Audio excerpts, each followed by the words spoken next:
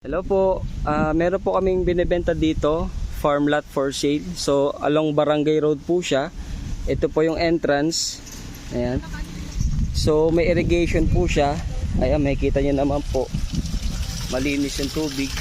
May irrigation. So may mga nakatanim na po dito na farm. Ayan. So ngayon ang binibenta po, yung may hollow blocks po, puntahan po natin. So ito po yung area niya, yung surrounding niya. May mga kapitbahay po na nagpa-farm din. So ang sukat po nitong property na to ay 3,200 square meter. Ayan po, simula po rito may fence na po, pag ganyan po. Ito po yung frontage nya.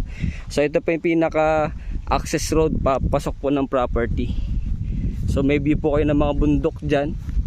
Ito po. Ayan.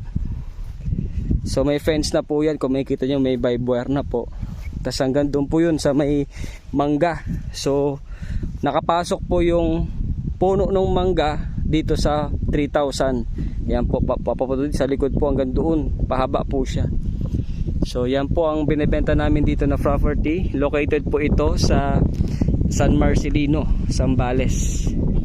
So galing po kami doon sa town proper. Siguro mga 10 minutes po siya. Tapos sa National Road, mga 5 minutes lang po, nandito na kayo sa property.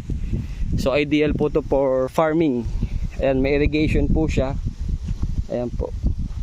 So dito po ang source, may mga tanim-tanim na siya. Oh. Tapos maganda po yung view, may mga bundok. So lapit niya lang po dun sa Barangay Road. So yun lamang po.